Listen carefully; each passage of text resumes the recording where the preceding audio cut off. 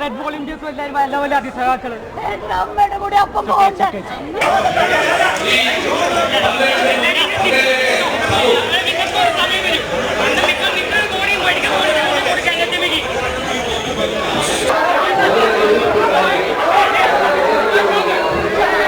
വൈകാരികമായി തന്നെ കോടതിയിൽ നിന്നും താൻ മുന്നോട്ട് വെച്ച ഹർജി തീർപ്പാക്കലിന് ശേഷം മൃതദേഹം കളമശ്ശേരി മെഡിക്കൽ കോളേജിന് മെഡിക്കൽ വിദ്യാർത്ഥിയുടെ പഠനാവശ്യത്തിന് നൽകേണ്ടതില്ല എന്നുള്ള ഉറപ്പിനുകൊണ്ട് മൃതദേഹത്തോട് ചേർന്ന് നിന്നുകൊണ്ട് അവർ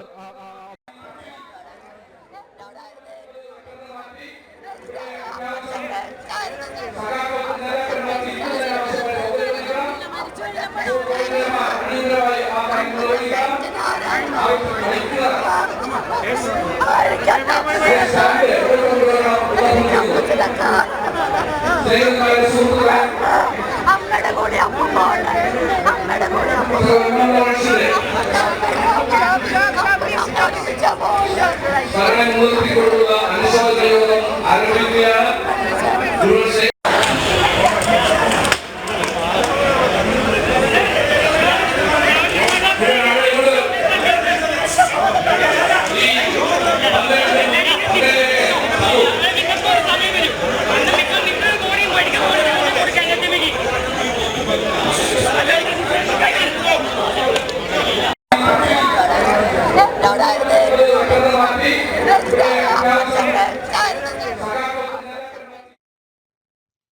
പ്രായം കൊണ്ട്, പരിചയം കൊണ്ട്, പോരാട്ടം കൊണ്ട്, പദവികൾ കൊണ്ട് പാർട്ടിയിൽ VSന് പിന്നിൽ രണ്ടാമൻ MM ലോറൻസ്. ജീവിത സായനത്തിൽ അകലേക്ക് മാറ്റി നിർത്തിയോർ ഒടുവിൽ ഉറക്കെ വിളിക്കുന്നു, വീരസഖാവെ ലോറൻസെ, ജീവിക്കുന്നു ഞങ്ങളിലൂടെ എന്ന്. അതാകട്ടെ അപ്പൻ്റെ നിലച്ച ശരീരം ചേർത്തുപിടിച്ച് നിലവിളിക്കുന്ന മകൾ ബന്ധത്തെ അപമാനിക്കും വിധം. സഭാംഗമായ അപ്പനെ പള്ളിയിലടക്കണമെന്ന് മകൾ ആശാ ലോറൻസ് ആവർത്തിക്കുമ്പോൾ പാർട്ടിക്കാരനായ മകനെ കൂട്ടുപിടിച്ച് മെഡിക്കൽ കോളേജിന് പഠിക്കാൻ കൊടുക്കാൻ വെമ്പൽ കൊള്ളുകയാണ് പാർട്ടി. അന്ത്യയാത്രയിലും ലോറൻസിനെ അപമാനിക്കുന്നു CPM. സ്വാഗതം ജനൻ ഡിബേറ്റിലേക്ക്.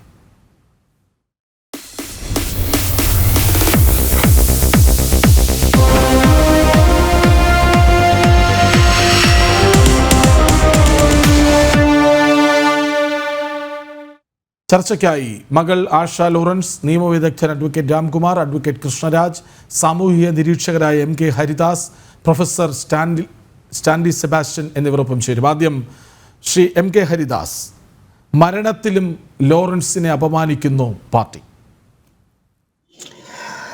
നോക്കൂ, ഈ CPM എന്ന് പറയുന്ന ഒരു രാഷ്ട്രീയ പാർട്ടിയെ കുറിച്ച് ചിന്തിക്കുമ്പോൾ അതിൽ കറകളഞ്ഞ, നമ്മൾ പറയില്ലേ, ഒരുവിധ അഴിമതിയുടെ കറപുരളാത്ത ഒരു വ്യക്തിയെ കുറിച്ചിട്ട് നമ്മുടെ മനസ്സിൽ വരുന്ന ഒരു ഫിഗറാണ് ഈ MM ലോറൻസ് എന്ന് പറയുന്ന വ്യക്തി. അത് VSന്റെ പിന്നിലോ VSന്റെ മുൻപിലോ ഉള്ള കാലഘട്ടത്തെ ഒരു അനുസ്മരിപ്പിക്കുമാറല്ല. ഇദ്ദേഹം ഞാൻ അദ്ദേഹത്തെ ആരാധിക്കുന്നത്, ഞാനൊരു കമ്മ്യൂണിസ്റ്റുകാരനായ ഞാൻ അദ്ദേഹത്തെ ആരാധിക്കുന്നത് പാർലമെന്ററി വ്യാമോഹം തീരെ ഇല്ലാത്ത ഒരു വ്യക്തിയായിരുന്നു അദ്ദേഹം.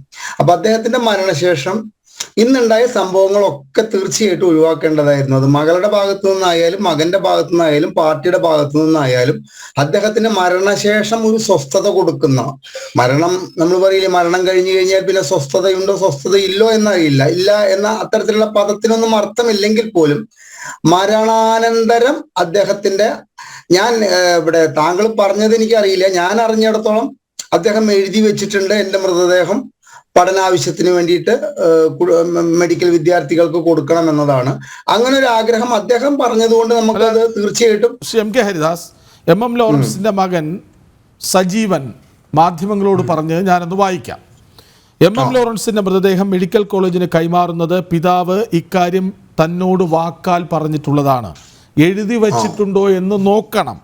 ആശ ഒഴികെയുള്ള 2 മക്കൾക്കും മൃതദേഹം ആശുപത്രിക്ക് കൈമാറാൻ സമ്മതം. ഈ സമ്മതം സർക്കാർ മെഡിക്കൽ കോളേജിനെ അറിയിച്ചിരുന്നു. നിയമ നടപടികൾ മുന്നോട്ട് പോകട്ടെ എന്നാണ് പറഞ്ഞത്. അതായത് ഈ അച്ഛൻ വാക്കാൽ പറഞ്ഞു എന്ന കാരണത്താൽ പഠിക്കാൻ കൊടുക്കണം എന്ന് പറയുന്ന മകൻ തന്നെ പറയുന്നു, അച്ഛൻ വാക്കാൽ പറഞ്ഞിട്ടുണ്ട്, എഴുതി വെച്ചിട്ടുണ്ടോ എന്ന് നോക്കണമെന്ന്. അത് തീർച്ചയായിട്ടും ഇത്തരം ഒരു സംഭവം ഉണ്ടാകുമ്പോൾ ഉണ്ടാകുന്ന ദുരൂഹതയുടെ പേരിലായിരിക്കാം ഞാൻ ഇങ്ങനെ എഴുതി വയ്ക്കപ്പെട്ട ഒരു കാര്യമുണ്ട് എന്നുള്ളത് അറിഞ്ഞിട്ടുള്ളത്.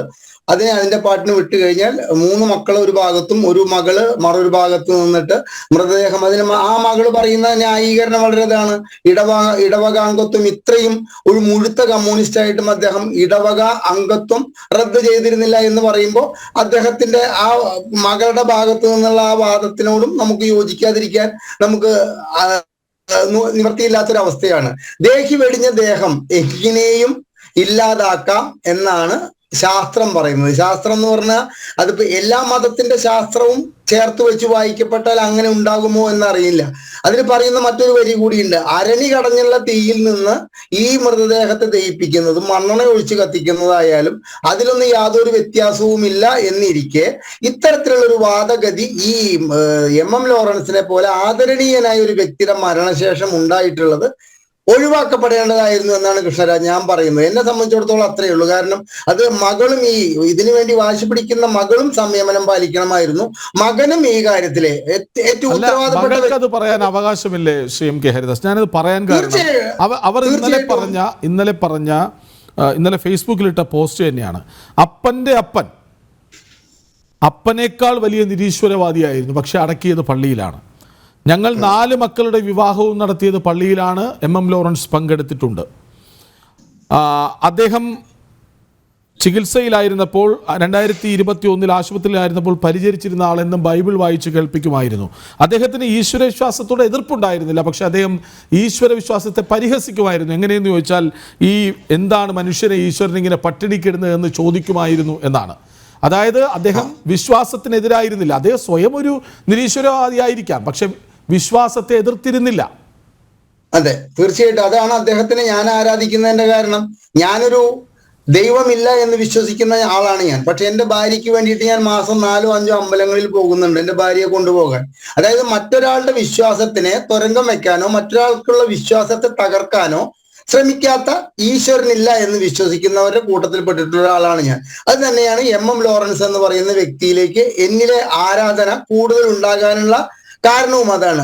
ശ്രീകൃഷ്ണരാജ്, ഞാൻ ഒരിക്കലും പറഞ്ഞിട്ടില്ല മകളുടെ അവകാശവാദം. പ്രത്യേകിച്ച് ഞാൻ എടുത്തു പറഞ്ഞില്ലേ, ഇടവകാംഗത്വം റദ്ദ് ചെയ്തിട്ടുണ്ടായിരുന്നില്ല. ഇപ്പൊ താങ്കളിൽ നിന്നാണ് ഞാൻ അറിയുന്നത് പെൺമക്കളുടെ കല്യാണത്തിനൊക്കെ അദ്ദേഹം പള്ളിയിൽ പോയി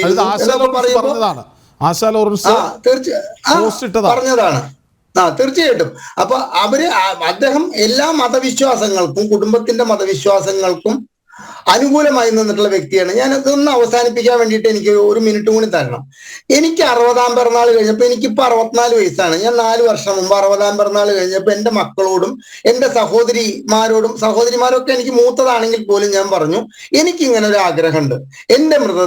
എൻ്റെ മരണശേഷം എൻ്റെ മൃതദേഹം ഇത് പഠനാവശ്യത്തിന് വേണ്ടിയിട്ട് കൊടുക്കണമെന്ന് പറഞ്ഞപ്പോൾ അവിടെ ഭയങ്കരമായ എതിർപ്പ് മക്കൾ പ്രകടിപ്പിച്ചത്. അച്ഛാ നോക്കി നോക്കൂ, അച്ഛന് മരിക്കേ വേണ്ടു. അത് കഴിഞ്ഞിട്ട് അച്ഛന്റെ മൃതദേഹം കാലങ്ങളായിട്ട് ഒരു മെഡിക്കൽ കോളേജിൽ പോയി, അതും എനിക്ക് ഒരു മെഡിക്കൽ കോളേജിന്റെ, അതായത് പരിയാരം മെഡിക്കൽ കോളേജിന്റെ കോൺട്രാക്ടിന്റെ ഭാഗമാകാൻ കഴിഞ്ഞ എനിക്ക് ഒരു മൃതദേഹം ഒരു മെഡിക്കൽ കോളേജിൽ എത്തിക്കഴിഞ്ഞാൽ ഉണ്ടാകുന്ന പ്രോസസ്സിങ്ങിനെ കുറിച്ച് കൃത്യമായിട്ട് അറിയാം. അത് ഞാൻ എൻ്റെ മക്കളോടും എൻ്റെ ബന്ധുക്കളോടൊക്കെ പറഞ്ഞിട്ടുണ്ട്. എന്താണ് ഒരു മൃതദേഹം മെഡിക്കൽ കോളേജിൽ വന്നു കഴിഞ്ഞാൽ ഉണ്ടാകുന്നത്, അത് ഒരു പഠന ടേബിളിലേക്ക്, ഒരു പഠനത്തിന്റെ മേശയിലേക്ക് എത്തുന്നത് വരയ്ക്കും അത് കഴിഞ്ഞാൽ ഉണ്ടാകുന്ന കാര്യങ്ങളെ കുറിച്ചിട്ട് പുനത്തിൽ കുഞ്ഞബ്ദുല്ലൊക്കെ അദ്ദേഹത്തിന്റെ പുസ്തകത്തിൽ വളരെ വ്യക്തമായിട്ട് എഴുതിയിട്ടുണ്ട്. അതൊക്കെ ഞാൻ എൻ്റെ മക്കളോട് പറഞ്ഞു കൊടുത്തിട്ടുള്ള അവര് പറഞ്ഞു, അച്ഛൻ ഇത്തരത്തിലൊരു ആഗ്രഹം പറയരുത്.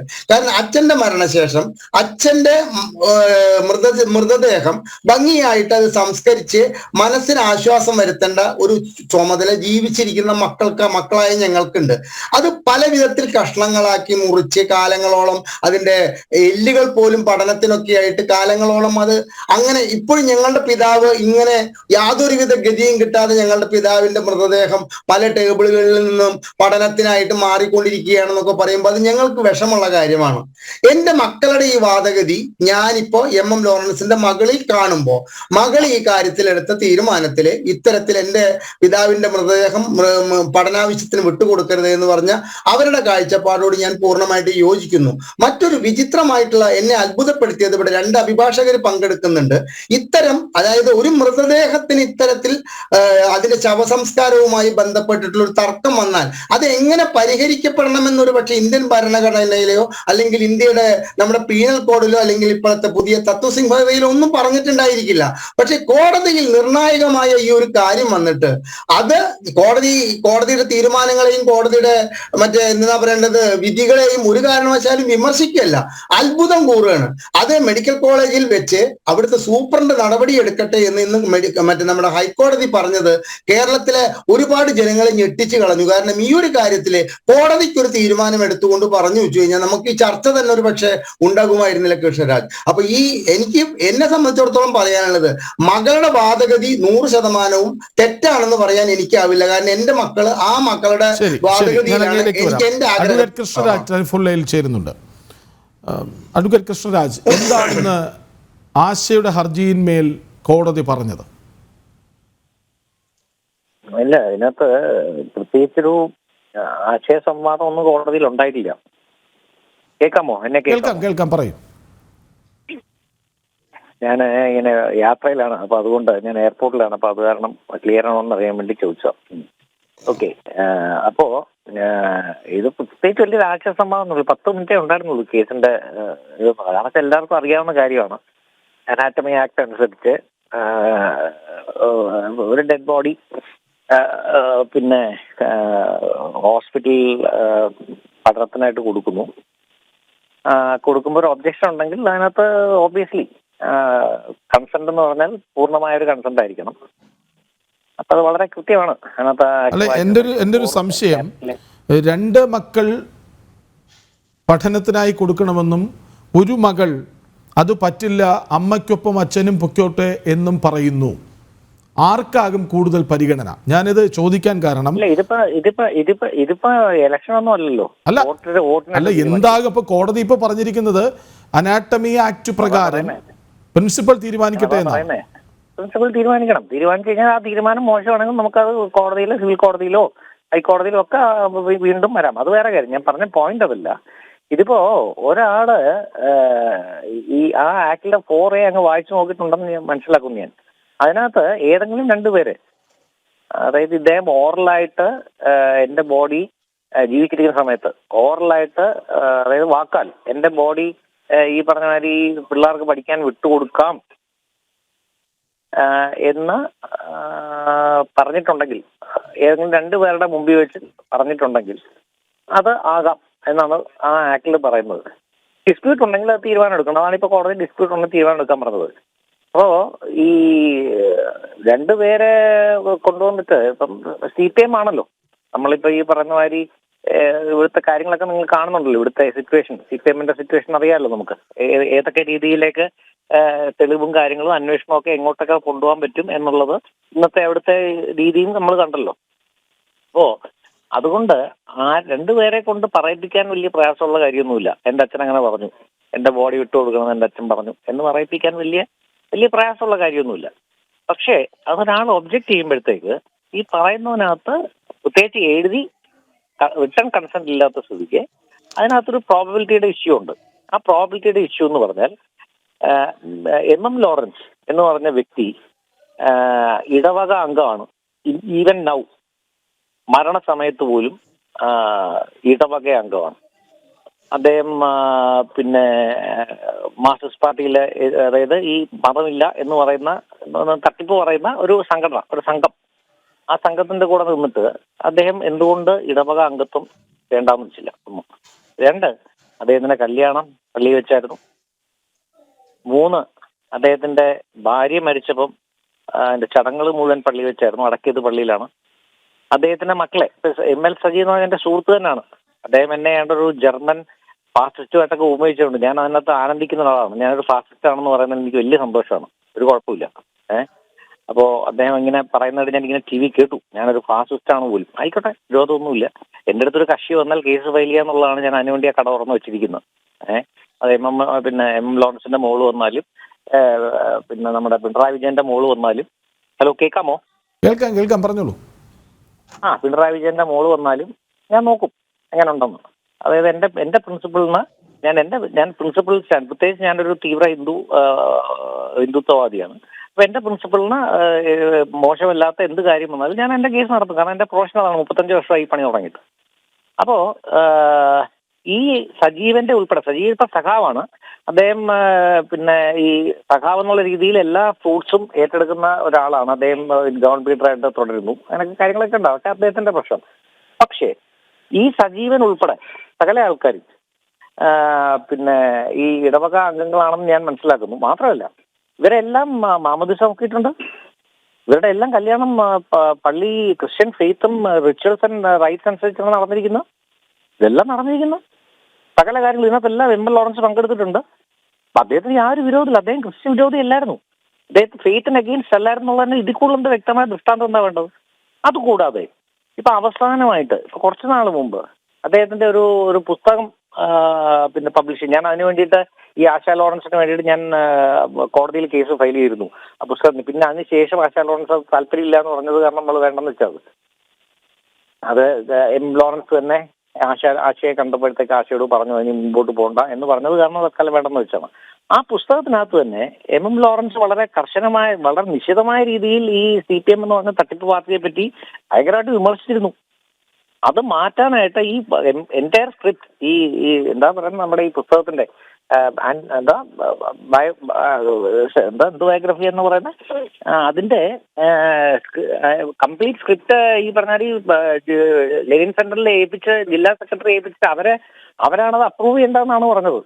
ആ സമയത്താണ് നമ്മൾ കോടതിയിൽ പോയത്.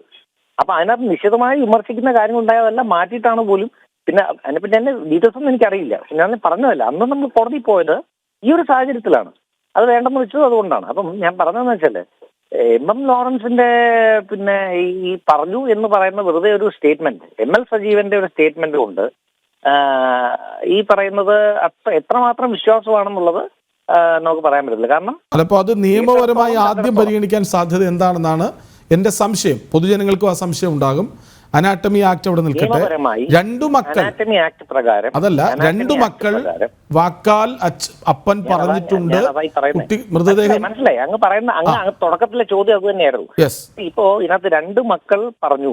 ഞാൻ അതുകൊണ്ടാണ് ഇതിന്റെ ബാക്ക്ഗ്രൗണ്ട് മുഴുവൻ പറഞ്ഞത്. ഈ രണ്ടു മക്കൾ പറഞ്ഞു എന്ന് പറഞ്ഞാൽ എനിക്ക് ഇപ്പൊ ആശാ ലോറൻസിന് വേണ്ടിയിട്ട് എനിക്ക് വേറെ 25 പേരെ ഹാജരാക്കാം. ഞങ്ങളോടെല്ലാം പറഞ്ഞിട്ടുണ്ട്. വേറെ ഒരുപാട് ബന്ധുക്കളുണ്ടെന്നേ. വേറെ ഒരുപാട് ബന്ധുക്കൾ ഇപ്പുറത്തെ സൈഡിലുണ്ട്. നമുക്കും ഹാജരാക്കാം ആൾക്കാരെ. എം ലോറൻസ് പറഞ്ഞു ഞാൻ ഈശ്വര വിശ്വാസിയാണ്. എന്തിനാണ് ഈ തട്ടിപ്പ് CPM കാണിക്കുന്നത്? ആ ഡെഡ് ബോഡി വെച്ചിട്ട് എന്തിനാ ഈ രാഷ്ട്രീയം കളിക്കുന്നത്? അത് വളരെ പ്രസക്തമായ ചോദ്യമാണ്. സ്റ്റാൻലി സെബാസ്റ്റ്യനിലേക്കൊക്കെ പോകാൻ വരട്ടെ. ഒരു മിനിറ്റ് വെയിറ്റ് ചെയ്യൂ. പറയൂ. ഹലോ, അതായത് നിങ്ങൾ മനസ്സിലാക്കേണ്ട കാര്യത്തിൽ ഈ CPMന്റെ സകല നേതാക്കളെയും ഈ കെ നായനാർ ഉൾപ്പെടെ ദയിപ്പിച്ചെന്നാണ് ഞാൻ മനസ്സിലാക്കുന്നത്. അല്ലേ? സകല ആൾക്കാരും ദയിപ്പിക്കുകയല്ലായിരുന്നോ? കോടിയേരി ബാലകൃഷ്ണൻ ദയിപ്പിക്കുകയല്ലായിരുന്നോ? എവിടെ പോയി ഈ സാധനമൊക്കെ? എന്നിട്ട് ഇപ്പൊ ഇന്ന് തന്നെ നമ്മൾ കണ്ടില്ലേ, ആ ഒരു ഹാളിനകത്ത് ജീവിക്കുന്നു ഞങ്ങളിലൂടെ, പിന്നെ ഞങ്ങളിലില്ല മറ്റേ ക്രിസ്ത്യൻ രക്തം, ഞങ്ങളിലില്ല ഹിന്ദു രക്തം, ഞങ്ങളില്ല മറ്റേ രക്തം എന്നൊക്കെ പറഞ്ഞ് നിൽക്കുന്ന ഈ പാമ്പിടിച്ച അണികളെ ഇവരെന്തിനീ പറ്റിക്കുന്നേ? ക്രിസ്ത്യാനിയായിട്ട് ജീവിക്കണമെന്നേ. പള്ളിയിൽ വിശ്വാസം ഉണ്ടെങ്കിൽ പള്ളിയിൽ വിശ്വാസം ആവട്ടെ. ഇവരെല്ലാം കൂടെ മറ്റേ ഇവിടെ പോയില്ലേ, നമ്മുടെ പോപ്പിനെ കാണാൻ ഈ MA ബേബി ഉൾപ്പെടെ പോയില്ലേ? എന്തായിരിക്കും? മനസ്സിലായില്ലേ? പോയില്ലേ? അപ്പോ അങ്ങനെ വരുമ്പോഴത്തേക്ക് അതിന്റെ ഒരു സാമാന്യ മര്യാദ അതിനകത്ത് കാണിക്കുക എന്നുള്ളതാണ്. മനസ്സിലായില്ലേ? സാമാന്യ മര്യാദ. കാരണം നാട്ടുകാരെ പറ്റിക്കുന്ന പരിപാടിയായിട്ട് ഇറങ്ങിത്തിരിക്കരുത്. ശരി. പ്രൊഫസർ സ്റ്റാൻലി സെബാസ്റ്റ്യൻ, അതായത് ഈ ആശയുടെ ഫേസ്ബുക്ക് പോസ്റ്റ് അത് വളരെ, ഞാൻ അദ്ദേഹത്തോട് ചോദിച്ചോട്ടെ, അങ്ങ് തുടരണം.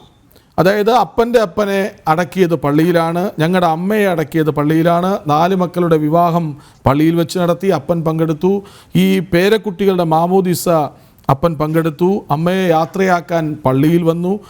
ഇതൊക്കെ കഴിഞ്ഞിട്ടും അവസാനം വീണ്ടും പറയുന്നുണ്ട് അപ്പൻ്റെ സർട്ടിഫിക്കറ്റിൽ ക്രിസ്ത്യൻ ലാറ്റിൻ എന്ന് കൃത്യമായി പറയുന്നുണ്ട്. ഇങ്ങനെയൊക്കെ ആയിട്ടും അവകാശം പറഞ്ഞ് CPM ആ സമയത്ത് ആ ദൃശ്യങ്ങൾ വളരെ നിരാശ പകരുന്നതാണ്.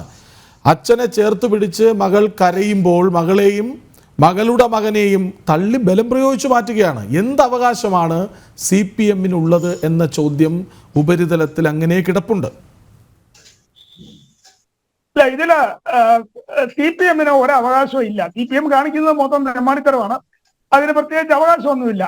പിന്നെ ഒരു മൃതദേഹം ഇതിന് മെഡിക്കൽ കോളേജിന് കൊടുക്കുന്നതിനോ ആൾക്കാരോ ബന്ധുക്കളോ ഒക്കെ കൊടുക്കുന്നതിനോ പഠിക്കുന്നതിനോ ഒക്കെ ഒരു ഞാൻ പിന്തുണയ്ക്കുന്ന ആളാണ്. അങ്ങനെയൊക്കെ കൊടുക്കണം, താല്പര്യമുള്ളവർക്ക് കൊടുക്കണം. അത് രാജ്യത്തെ നിയമം അനുസരിക്കുന്നുണ്ട്. പക്ഷേ താല്പര്യമില്ലാത്ത ഒരു കേസിൽ പിടിച്ചുപറിച്ച് മൃതദേഹം കൊണ്ടുപോകേണ്ട സ്കേഴ്സിറ്റി ഒന്നും മൃതദേഹത്തിന് ഇവിടെ ഇല്ല. എന്ന് മാത്രമല്ല, ഈ ഒരു മൃതദേഹം ഒരു പെക്യൂരിയാലിറ്റി ഉള്ള എന്തെങ്കിലും കൂടുതൽ പ്രയോജനം ചെയ്യുന്ന ഒരു മൃതദേഹം ഒന്നുമല്ല മെഡിക്കൽ സ്റ്റുഡൻസിനെ സംബന്ധിച്ചിടത്തോളം. ഇപ്പൊ കാർഡിയോളജിക്ക് പഠിക്കാനാണെങ്കിൽ ഇരട്ട ചങ്കുള്ളതിന്റെ മൃതദേഹം കിട്ടുകയാണെങ്കിൽ നല്ലതാണ്. കാരണം ഇരട്ട ചങ്ങിന് വേണം ദാനം ചെയ്യാം. അത് കാർഡിയോളജിക്കാർക്ക് പഠിക്കുമ്പോൾ എന്തെങ്കിലും കൂടുതൽ അഡീഷണൽ പ്രയോജനം കിട്ടും. അതുപോലെ ഈ നമ്മുടെ കുറെ യാതൊരു വാഴക്കൊല ഡോക്ടറേറ്റ് അങ്ങനെയൊക്കെയുള്ള കുറെ യൂത്ത് ലീഡേഴ്സ് ഉണ്ട്. അവരെയൊക്കെ ന്യൂറോളജിക്ക് കൊടുക്കുകയാണെങ്കിൽ ബ്രെയിൻ ഇല്ലാതെ എങ്ങനെ ജീവിക്കാവുന്നതിനെ സംബന്ധിച്ച് ബ്രെയിൻ ഇല്ലാതെ അങ്ങനെ ഒരു പ്രയോജനം മെഡിക്കൽ സയൻസിന് കിട്ടും. ഇനി അതല്ലാതെ നവോത്ഥാനം സഹാബികളുടെ ശരീരം കൊടുക്കുകയാണെങ്കിൽ അത് ഗൈനക്കോളജിക്കാർക്ക് വളരെ പ്രയോജനം ചെയ്യും. അപ്പൊ അതുകൊണ്ട് ഈ ഒരു മൃതദേഹത്തിന് പ്രത്യേകിച്ച് ഒരു ശാസ്ത്രീയമായ ഇമ്പോർട്ടൻസ് ഒന്നുമില്ല. പിടിച്ചു പറിച്ചുകൊണ്ട് പോകാൻ മാത്രമുള്ള ഇമ്പോർട്ടൻസ് ഒന്നുമില്ല. പിന്നെ ഈ ലോറൻസ് എന്ന് പറയുന്ന വ്യക്തി കുഞ്ഞാടായിട്ട് ജനിച്ചു, പിന്നെ കമ്മിയായി, പിന്നെ കുറെ കഴിഞ്ഞപ്പോൾ പുള്ളിക്ക് ഏകദേശം ഒരു മാനസാന്തരം പോലെ, പക്ഷെ അത് പുറത്തു പറയാനുള്ള ധൈര്യം ഇല്ലായിരുന്നു. പക്ഷെ വിശ്വാസിയായിട്ട് തുടർന്നു. ഇതിൻ്റെ അകത്ത് ഒരു കാര്യം മനസ്സിലാക്കേണ്ടത്, ക്രിസ്ത്യാനിയായിട്ട് ജനിച്ച് ജീവിച്ച് ഈ കമ്മ്യൂണിസ്റ്റിലോട്ട് പോകുന്ന ആൾക്കാരുടെ പരിശോധിച്ചാൽ അവര് ഒന്നുകില് കുറച്ച് കഴിയുമ്പോൾ തിരിച്ചു വരും, കുഞ്ഞാടായിട്ട് തന്നെ തിരിച്ചു വരും. അല്ലെന്നുണ്ടെങ്കിൽ അവര് ഏറ്റവും അവസാനം ആകുമ്പോഴത്തേനും ഈ കമ്മ്യൂണിസം മൂത്ത് നക്സലായിട്ടോ അല്ലെ ഇപ്പൊ ഈയിടെ ഒരു ദേശീയ നേതാവ് മരിച്ചിരുന്നു, അവസാനം ജിഹാദിയായിട്ടാണ് മരിച്ചെന്നാ പറയുന്നത്. അതുകൂടെ ഒന്ന് അന്വേഷിച്ചാൽ കൊള്ളാം. അപ്പൊ അതുകൊണ്ട് ഇത് പിടിച്ചു പറിച്ചുകൊണ്ട് പോകേണ്ട ഒരാവശ്യവും ഇല്ലായിരുന്നു. പിന്നെ അവരുടെ വീട്ടിലത്തെ പ്രശ്നത്തെ പറ്റി നമുക്കറിയില്ല. അത് അവര് ആ വീടിന്റെ അകത്ത് തന്നെ തീർത്തിരുന്നെങ്കിൽ കുറച്ചുകൂടെ ബെറ്റർ ആയിരുന്നു. അല്ല, നേരത്തെ ഇങ്ങനെ ഞാൻ മനസ്സിലാക്കുന്നത് ഈ ആശ എന്ന് പറയുന്ന വ്യക്തിക്ക് ഇങ്ങനെ മൃതദേഹം തട്ടിക്കൊണ്ട് പോകും എന്നൊരു പ്രതീക്ഷ ഇല്ലായിരുന്നു. അവര് അങ്ങനെ ഉണ്ടായിരുന്നെങ്കിൽ അതിനെതിരെ നേരത്തെ തന്നെ SK മേടിക്കായിരുന്നു. ഞാനിപ്പോ സത്യം പറയുകയാണെങ്കിൽ ഇപ്പൊ പ്രാർത്ഥിച്ചിട്ടിരിക്കുക, കർത്താവെ ഇതുകൂട്ട് ഗതി ജോസ് കെ മാണിക്കും LDF-ലും ഒക്കെ ഉള്ള ക്രിസ്ത്യാനിക്ക് വരരുത്. കാരണം ഇവരൊക്കെ മരിച്ച്, ഈ പറഞ്ഞ ആൾക്കാരൊക്കെ LDF-ലുള്ള ക്രിസ്ത്യാനിയൊക്കെ മരിച്ചു കഴിയുമ്പോൾ ഏതെങ്കിലും ഒരു ബന്ധുവിനെ കൊണ്ട് നേരത്തെ പറഞ്ഞിരുന്നു, മൃതദേഹം കൊടുക്കാൻ പറഞ്ഞിരുന്നു എന്നും പറഞ്ഞ് പള്ളിയിൽ അടക്കം അനുവദിക്കാതെ തട്ടിക്കൊണ്ട് പോയാൽ എന്ത് ചെയ്യാൻ പറ്റും? എന്തേരം പേരുണ്ട് വലിയ വലിയ leaders, MA Baby, Thomas Isaac, Jaick, ഇങ്ങനെയൊക്കെ എന്തേരം പേരുണ്ട് കമ്മ്യൂണിസ്റ്റ് പാർട്ടിയിൽ. അപ്പൊ അവര് പറയാണ് ഇവരൊക്കെ ഇപ്പൊ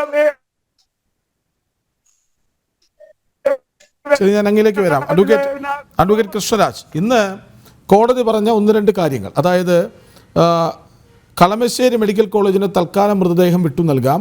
മൃതദേഹം വിട്ടു നൽകിയാലും പഠനാവശ്യത്തിനായി ഉപയോഗിക്കാൻ ഏതാണ്ട് 1 വർഷത്തിന് ശേഷം വരെ ഈ മൃതദേഹം പരിഗണിക്കൂ. അതുകൊണ്ട് തന്നെ ആ കാലയളവിനുള്ളിൽ ഒരു വിഷയത്തിൽ ഒരു തീരുമാനമെടുക്കാം എന്നാണ് പറഞ്ഞത്. നോക്കൂ, ഇതിൻ്റെ ഫലം പഴയതു തന്നെയല്ലേ? അതായത് പഠിക്കാനായി കൊടുക്കുന്ന കാലയളവ് കൂടി പരിഗണിച്ചാൽ ഈ 1 വർഷം കഴിഞ്ഞ് വരുന്നു എന്ന കാരണത്താൽ തന്നെ അത് പഠന വിധേയമായി അവിടെ ഇരിക്കുകയല്ലേ?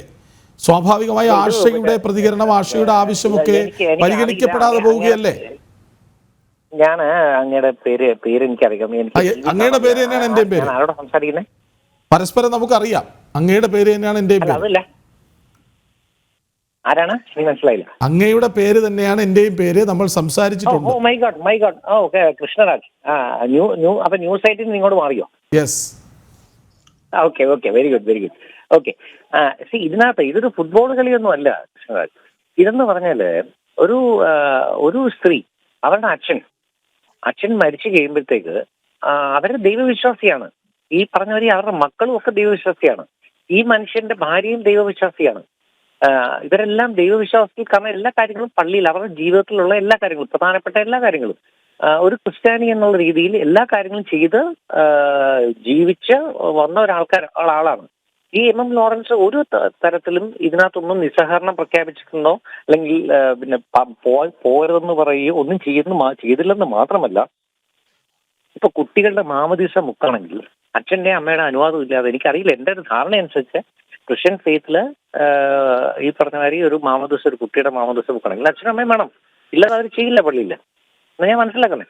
അപ്പോ അദ്ദേഹം പൂർണ്ണമായി ഒരു ക്രിസ്ത്യൻ പിന്നെ ഒരു ക്രിസ്ത്യാനിയായി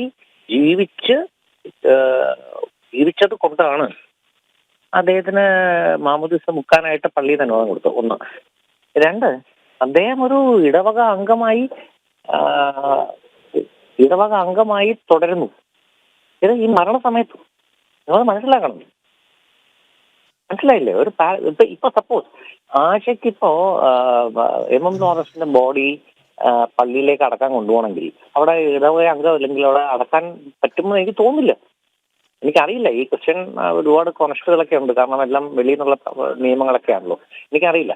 പക്ഷെ അങ്ങനെയൊക്കെ ഉണ്ടെന്നാണ് ഞാൻ മനസ്സിലാക്കിയത്. അപ്പൊ അതുപോലും ആശയ്ക്ക് പറയാൻ ധൈര്യം വന്നു, അതായത് എന്റെ അച്ഛനെ പള്ളിയിൽ അടക്കണം എന്ന് പറയാൻ ധൈര്യം വന്ന ആ മനുഷ്യൻ ആ പള്ളിയിലെ ഇടവക അംഗമായിട്ടാണ്.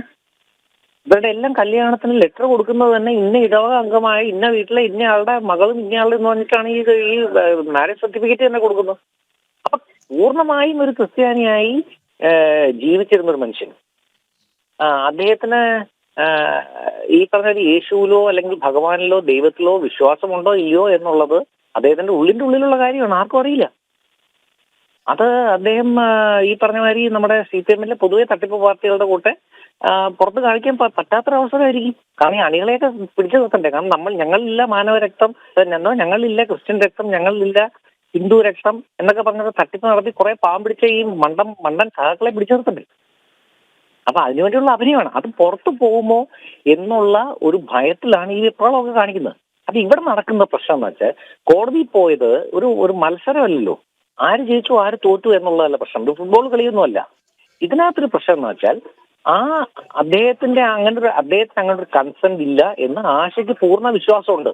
മകൾ എന്നുള്ള രീതിയിൽ അവരുമായിട്ട് ബന്ധമൊന്നും ഇല്ലാതിരിക്കും. അല്ല ശ്രീകൃഷ്ണ, ഞാൻ ഒന്ന് ഇടപെട്ട് ചോദിച്ചോട്ടെ. അതായത് ഞാൻ പറഞ്ഞു വന്നത് ഇതിന്റെ മത്സര സ്വഭാവമൊന്നും അല്ല. ഞാൻ പറഞ്ഞത് ഈ 1 വർഷം വരെ കഴിഞ്ഞ ശേഷം മാത്രമേ പഠന വിധേയമാക്കാൻ പറ്റൂന്നാണ്. അപ്പൊ സ്വാഭാവികമായും പ്രിൻസിപ്പൾക്ക് അത്രയും കാലം തീരുമാനമെടുക്കാൻ വൈകാമല്ലോ. ഞാനതാണ് കേസിനകത്ത് ഈ പറഞ്ഞ മാതിരി ഒരു ഇമ്മീഡിയറ്റ് വിജയം ഉണ്ടോ ഇല്ലയോ, കാരണം ഇമ്മീഡിയറ്റ് ആയിട്ട് ഒരു വിജയം ഉണ്ടോ ഇല്ലയോ, കാരണം അല്ലെങ്കിലും 1 വർഷം അവിടെ ഇരിക്കും ആ സാധനം, എന്നിട്ടേ എടുക്കുള്ളൂ എന്നല്ലേ നിങ്ങൾ പറഞ്ഞ ഉദ്ദേശിച്ചത്. ഞാൻ അതുകൊണ്ടാണ് പറഞ്ഞത് ഇതൊരു ഫുട്ബോൾ കളിയല്ല. കാരണം ഈ 1 വർഷം കഴിഞ്ഞ് ഈ ബോഡി കുട്ടികളുടെ പിന്നെ പഠനത്തിനായിട്ട് കൊണ്ടുപോകൂ എന്നുള്ളത് ആര് പറഞ്ഞിട്ടാണ് നിങ്ങൾ ഇതൊക്കെ പറയുന്നത്? അല്ല, കോടതി പറഞ്ഞു എന്നാണ് ഞാൻ മനസ്സിലാക്കുന്നത്.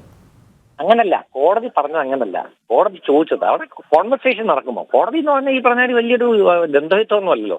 അവിടെ കോൺവെർസേഷൻ നടക്കുമ്പോഴത്തേക്ക് അറ്റോർണി ജനറൽ വന്നിരുന്നു, സ്റ്റേറ്റ് അറ്റോർണി വന്നിരുന്നു, മനോജ് വന്നിട്ട് പറഞ്ഞു സാധാരണഗതിയിൽ ഒരു ഡെഡ് ബോഡി കിട്ടിക്കഴിഞ്ഞാൽ കുറച്ച് സമയം കഴിഞ്ഞിട്ടേ ആ പഠനത്തിന് എടുക്കുകയുള്ളൂ എന്ന് പറഞ്ഞു. കോടതി വന്നപ്പോൾ അങ്ങനെയാണെങ്കിൽ പ്രിസർവ് ചെയ്യുന്നതിന് വിരോധമില്ലല്ലോ, ആർക്കും ഒരു പ്രശ്നമില്ല. കാരണം ഈ പറഞ്ഞ മാതിരി നാളെ തന്നെ ഈ പഠനത്തിന് വിട്ടുകൊടുത്തത് കീറി മുറിച്ചു കഴിഞ്ഞാൽ പിന്നെ ആ കീറി മുറിച്ച സാധനമായിരിക്കും പിന്നെ നാളെ ആശയ്ക്ക് ഇത് തിരിച്ചു കിട്ടുകയാണെങ്കിൽ ആ കീറി മുറിച്ച ശരീരമായിരിക്കും. മനസ്സിലായില്ലേ? അപ്പൊ അതുകൊണ്ടാണ് കോടതി പറഞ്ഞത് എന്താ അങ്ങനെയുള്ള സ്ഥിതിക്ക് അത് പ്രിസർവ് ചെയ്യും. അപ്പൊ അത് ഇതിൽ കൂടുതലൊരു വിജയമില്ല. കാരണം ഇനിയിപ്പോ ഒരു തീരുമാനം എടുത്തല്ലേ പറ്റുള്ളൂ, ആരാണെങ്കിലും ഒരു തീരുമാനം എടുത്തല്ലേ പറ്റുള്ളൂ. അദ്ദേഹം അങ്ങനെ ഈ പറഞ്ഞ മാതിരി സാഹചര്യങ്ങളുടെ പിൻബലത്തിൽ, അതായത് ഈ പറഞ്ഞ മാതിരി അവസാനം അദ്ദേഹം എഴുതിയ പുസ്തകത്തിൽ പോലും ബയോഗ്രഫി പോലും അതിനകത്ത് പോലും അദ്ദേഹം പറഞ്ഞിട്ടില്ല മരണം എന്റെ ബോഡി വിട്ടു കൊടുക്കണം. ബാക്കി എല്ലാ കാര്യങ്ങളും പറഞ്ഞിട്ടുണ്ട്, ഈ കാര്യം മിണ്ടിയിട്ടില്ല. അപ്പൊ ഒരു പെട്ടെന്നൊരു സുപ്രഭാതത്തിൽ വരുന്നത് ഇത് ഈ പറഞ്ഞ മാതിരി അദ്ദേഹം ഈ പറഞ്ഞ ഒരു പാർട്ടിയായിട്ട് അകന്ന് ജീവിക്കുകയായിരുന്നു. വേറെ ആരെയും കാണിക്കാതെ പാർട്ടി അദ്ദേഹത്തെ ഒരു തടങ്കലിൽ വെച്ചിരിക്കുന്നു എന്നുള്ള രീതിയിലായിരുന്നു എന്നാണ് ഞാൻ മനസ്സിലാക്കുന്നത്. എനിക്കറിയില്ല കേട്ടോ, ആശ പറഞ്ഞ എന്റെ കക്ഷി പറഞ്ഞ വിവരം എനിക്കറിയുള്ളൂ. പക്ഷേ അതിനകത്തുനിന്ന് അദ്ദേഹത്തിന്റെ ഈ പറഞ്ഞ മാതിരി പള്ളി വെച്ചിട്ട് കാര്യങ്ങൾ നടന്നാൽ അത് ഈ പറഞ്ഞൊരു ഇവരുടെ ഒരു ഇരട്ടത്താപ്പ് പൊളിഞ്ഞു പോകുമോ എന്നുള്ളൊരു ഭയം. ഈ പറഞ്ഞ മാതിരി നമ്മുടെ പോപ്പിനെ കാണാൻ പോയ സഹാക്കളൊക്കെ ഇവിടെ ഉള്ളതാണ്, MA ബേബി ഉൾപ്പെടെ, തോമസ് ഐസക് ഉൾപ്പെടെ. അപ്പൊ അവർക്ക് ഇതൊരു ഭയം കൊണ്ടാണിത്. വളരെ ദയനീയമാണ് കേട്ടോ. ഒരു വളരെയധികം നന്ദി. അപ്പൊ ഞാൻ എന്തായാലും പിരിയാണ് കേട്ടോ, ഓക്കെ. ശരി സാർ, വളരെ നന്ദി അഡ്വക്കേറ്റ് കൃഷ്ണരാജ്. ശ്രീ MK ഹരിദാസ്, ഈ മൃതദേഹം മെഡിക്കൽ കോളേജിൽ വൈദ്യ പഠനത്തിന് നൽകാൻ താല്പര്യമില്ല എന്ന് പറയുന്നത് മകളാണ്. അങ്ങ് നേരത്തെ അത് പറഞ്ഞല്ലോ. പക്ഷെ വൈകുന്നേരം 4 മണിക്ക് പൊതുദർശനത്തിന് ശേഷം മൃതദേഹം മെഡിക്കൽ കോളേജിന് കൈമാറുമെന്ന് അറിയിച്ചത് CPM ആണ്. ഇതൊക്കെ തീരുമാനിക്കാൻ CPMന് എന്ത് അവകാശം? അവസാന കാലത്ത് ലോറൻസ് പലതും തുറന്നു പറഞ്ഞിരുപ്പോഴൊക്കെയും അവഗണിച്ച് അകറ്റി നിർത്തിയവർ മരിച്ചെന്നറിഞ്ഞപ്പോൾ അവകാശം പറഞ്ഞു വരുന്നത് എന്തിന്? ഒരു പാർട്ടിയുടെ ഒരു പ്രശ്നം എന്ന് പറഞ്ഞു കഴിഞ്ഞാൽ എല്ലാ കാലത്തും ഇവർ തള്ളിപ്പല ജീവിച്ചിരിക്കെ തന്നെ MP രാഘവനെ നിയമസഭയിൽ ഇട്ടിട്ട് കയ്യേറ്റം ചെയ്തിട്ട് അദ്ദേഹത്തിനെ നിയമസഭയിൽ നിന്ന് നേരിട്ട് മെഡിക്കൽ കോളേജിലേക്ക് കൊണ്ടുപോയിട്ട് സ്റ്റിച്ച് ഇടേണ്ട അവസ്ഥയിലാക്കിയവരാണ് ഈ CPMകാർ. അദ്ദേഹം സത്യത്തിൽ പറഞ്ഞ വിഷയത്തിൽ നിന്ന് വ്യതിചലിക്കുകയല്ല, TK രാമകൃഷ്ണൻ ഒരു പേപ്പർ കൊടുക്കാൻ വേണ്ടിയിട്ട് എന്തോ ഒരു രേഖ കൈമാറാൻ വേണ്ടിയിട്ട് അദ്ദേഹത്തിന്റെ അടുത്തേക്ക് കുറച്ച് ആവേശപൂർവ്വം അടുത്തേക്ക് ചെന്നപ്പോൾ TK രാമകൃഷ്ണനെ ആക്രമിക്കാനാണെന്ന് വിചാരിച്ചിട്ട് MP രാഘവനെ ആ നിയമസഭയിലിട്ട് കൈകാര്യം ചെയ്തിട്ടുള്ളവരാണ് ഈ CPM എന്ന് പറയുന്ന പാർട്ടി. അതേ പാർട്ടി തന്നെയാണ് അവസാന കാലത്ത് അദ്ദേഹത്തിന്റെ എല്ലാവിധ കാര്യങ്ങളും ഏറ്റെടുത്ത് അദ്ദേഹത്തിന്റെ വീട് കത്തിച്ചിട്ടുണ്ട്, അദ്ദേഹത്തിന്റെ മറ്റേ സ്നേക്ക് പാർക്ക് കത്തിച്ചിട്ടുണ്ട്, അദ്ദേഹത്തെ അത്രയധികം പുറത്തേക്ക് ഇറങ്ങാൻ വയ്യാത്ത വിധത്തിൽ ദ്രോഹിച്ചവർ തന്നെ അദ്ദേഹത്തിന്റെ ജീവിതത്തിന്റെ അവസാന കാലഘട്ടത്തിൽ അദ്ദേഹത്തെ സ്വീകരിച്ചത് എന്തിനാണ് എന്നുള്ള ചോദ്യത്തിന് ഉത്തരം കിട്ടിയാലേ നമുക്കിപ്പോ ഈ നമ്മുടെ MM ലോറൻസ് എന്ന് പറയുന്ന ഈ മനുഷ്യനെ ഇപ്പൊ അവസാന കാലത്ത് ഇവർ ഈ മരണത്തിന് ശേഷം അദ്ദേഹത്തിന്റെ മൃതദേഹത്തിന് വേണ്ടിയിട്ട് ഇത്രയധികം കടിപിടി കൂടിയത് എന്തിനാണെന്നുള്ള ചോദ്യത്തിന് അവര് തന്നെ ഉത്തരം പറയണം. കാരണം മാർക്സിസ്റ്റ് പാർട്ടിയുടെ വിചിത്രമായിട്ടുള്ള കുറെ ആചാരങ്ങൾ നമ്മൾ കണ്ടിട്ടുണ്ട്. ഇപ്പോ ഒരു കമ്മ്യൂണിസ്റ്റ് മാനിഫെസ്റ്റോയിലും എഴുതി വെക്കപ്പെട്ടിട്ടില്ല മരണശേഷം മൃതദേഹം ഇന്നത് ചെയ്യണം, അല്ലെങ്കിൽ ഇന്നത് ചെയ്യാം, അല്ലെങ്കിൽ ഇന്നത് ചെയ്തോട്ടെ, സ്വയം തീരുമാനിക്കപ്പെടണം. ഇതിവിടെ അഡ്വക്കേറ്റ് കൃഷ്ണരാജ് ചോദിച്ചതുമായി തന്നെ നായനാരുടെ മൃതദേഹം എന്താണ്ടായിരിക്കുന്നത്, കോടിയേരി ബാലകൃഷ്ണന്റെ എന്താണ്ടായിരിക്കുന്നത്. ഇപ്പൊ അതിൽ നിന്ന് വ്യത്യസ്തമായിട്ട് നമുക്കിപ്പോ സീതാറാം യെച്ചൂരിയുടെ അദ്ദേഹത്തിന്റെ ഇഷ്ടപ്രകാരം അത് പഠനത്തിന് വിട്ടുകൊടുത്തതായിട്ട് കേട്ടിട്ടുള്ള ഒഴിച്ചു കഴിച്ചു കഴിഞ്ഞാൽ ഇതിനു മുമ്പ് ഇത്തരത്തിലുള്ള മൃതദേഹം പഠനത്തിന് വിട്ടുകൊടുക്കണമെന്ന് കമ്മ്യൂണിസ്റ്റ് മാനിഫെസ്റ്റോയുടെ പേരിലൊന്നും ചെയ്തിട്ടില്ല.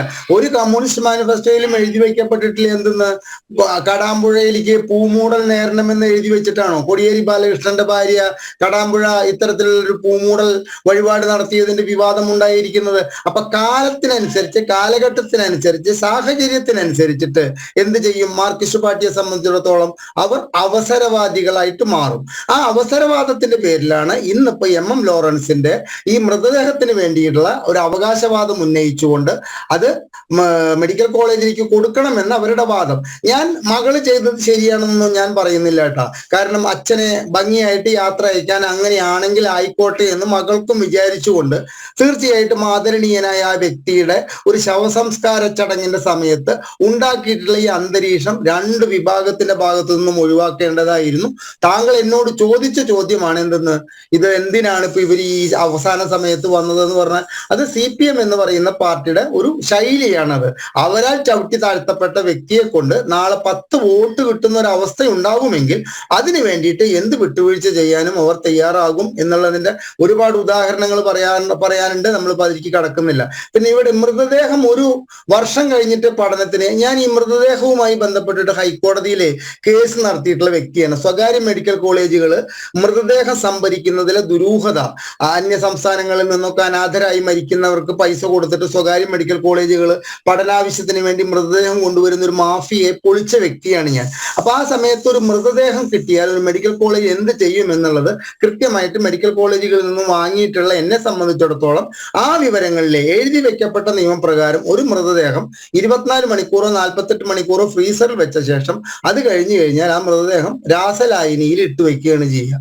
രാസലായനിയിൽ ഇട്ടുവെച്ചിട്ടുള്ള മൃതദേഹം ഏകദേശം ഒരു മാസത്തോളം രാസലായനിയിൽ നിന്ന് 1 മാസം കഴിഞ്ഞിട്ടാണ് അത് പുറത്തേക്ക് എടുക്കുക. അപ്പോഴേക്കും അതിന്റെ രൂപം മുഴുവൻ മാറിയിട്ടുണ്ടാവും, അത് കറുത്ത് വിറങ്ങലിച്ചിട്ടുള്ള ഒരു സാധനമായിട്ട് മാറിയിട്ടുണ്ടാവും. അപ്പൊ 1 വർഷം കഴിഞ്ഞിട്ട് MM ലോറൻസിന്റെ ഈ മൃതദേഹം എന്തെങ്കിലും ആവുള്ളൂ എന്ന് ഹൈക്കോടതിയിൽ ഏതോ വക്കീൽ പറഞ്ഞിട്ടുണ്ടെങ്കിൽ അത് അജ്ഞത കൊണ്ട് പറഞ്ഞിട്ടുള്ളതാണ്. മൃതദേഹം മെഡിക്കൽ കോളേജിൽ കിട്ടിക്കഴിഞ്ഞു കഴിഞ്ഞാൽ കാലാകാലം അത് അതിന്റെ രൂപത്തിൽ ഫ്രീസറിൽ വെച്ച് സൂക്ഷിക്കാൻ ഒരു കാരണവശാലും സാധിക്കില്ല. ഒരു കൃത്യമായിട്ട് ഒരു മണിക്കൂറുകൾ കഴിഞ്ഞു കഴിഞ്ഞാൽ അതിനെ രാസലായനിയുടെ പേരിപ്പ് എനിക്ക് ഓർമ്മ വരുന്നില്ല. അപ്പൊ അതിന്റെ ഷീറ്റൊക്കെ എനിക്ക് വ്യക്തമായിട്ട് കിട്ടിയിട്ടുള്ളത് കൊണ്ടാണ് പറയണത്.